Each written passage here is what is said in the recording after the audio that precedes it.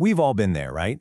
That awful, sinking feeling when you know you're holding on to a failing project or a bad investment for way, way too long.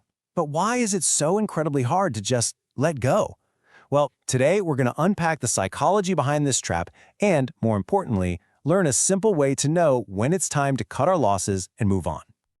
I mean, does this sound familiar? You're just pouring your time, your money, your heart into something, and, deep down, it's just not working out. But the thought of all that wasted effort, it keeps you chained to it. You start telling yourself, oh, just a little bit longer, or I can't quit now, I've come so far. That feeling, that powerful mental trap, actually has a name. It's called the sunk cost fallacy, and it's basically a glitch in our human decision-making. We let our past investments, those sunk costs, call the shots for our future, even when every logical part of our brain is screaming at us to change course.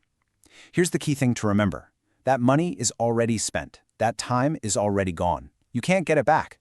The only question that truly matters is this: what is the best decision for your future starting from right now? Okay, to make this really hit home, let's see how this plays out in the real world. I want to tell you a story about my old handyman, Ronnie.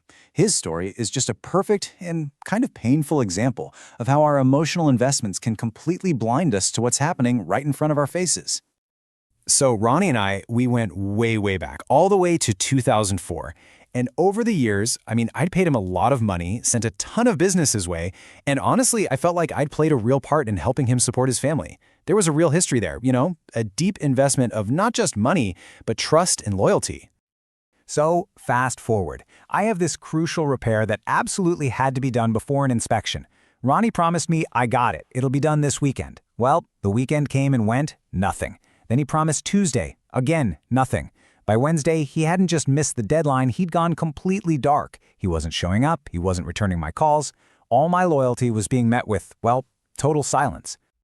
I was absolutely fuming, right? Just thinking about all the money, all the referrals, all the years. But then a mutual friend of ours gave me this piece of advice that just cut through all of my frustration like a knife. He just said, when somebody tells you who they are, believe them the first time.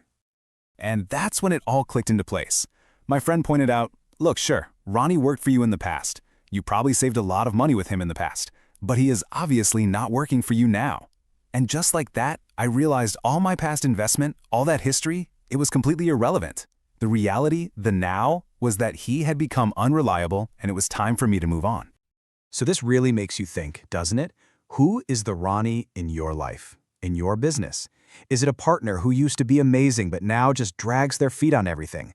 Someone who has, as they say, kind of died to the opportunity.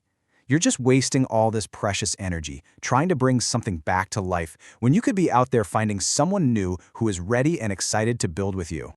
Now, this fallacy doesn't just apply to people, it is just as dangerous, if not more so, with our money. And trust me, I learned this one the hard way with a really painful mistake back in college that cost me pretty much everything I had.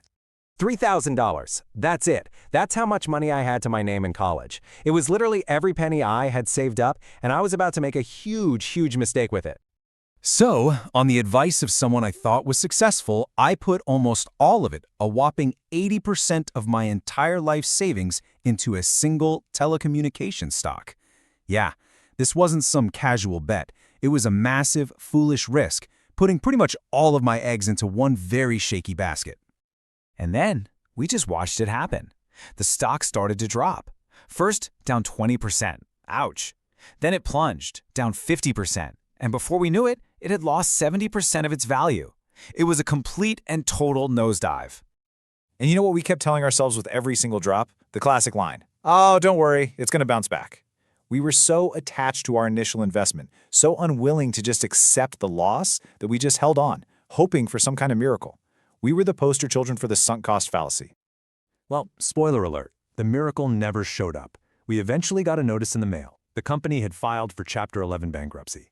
My $3,000 investment returned exactly zero, a total 100% loss.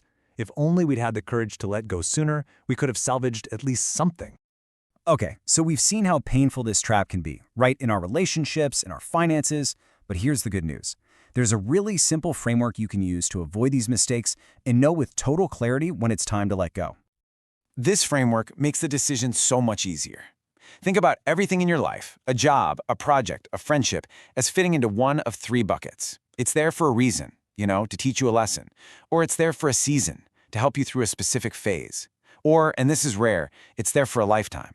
The whole trick is to be really honest with yourself and recognize when a season is ended, even if you've invested a lot in it. So here's how you actually do it. It's simple. First, identify what or who is no longer serving your future. Then ask yourself honestly, is this thing actually dragging me away from my goals? If the answer is yes, that is your signal. That's when you have to recognize that their season is over, and it's time to let go of what worked in the past, because it is definitely not working for you now. So this brings us to your challenge, because it's not enough to just understand this idea, right? You have to actually apply it. It is time to take some action. And look, this isn't just some intellectual exercise we're doing. What we're talking about here is fundamental to you achieving your goals, and frankly, to your own happiness. Holding on to things that are just holding you back is way too high a price to pay. It really just boils down to this powerful, simple choice. You can make the tough decision to let go of what's no longer working, or you can let yourself get dragged down by it. The choice is 100% yours. So I'm going to leave you with this one question to really think about. Take a moment, right now, and be honest with yourself. What in your life, or who in your life, might have worked in the past, but is no longer working for you now?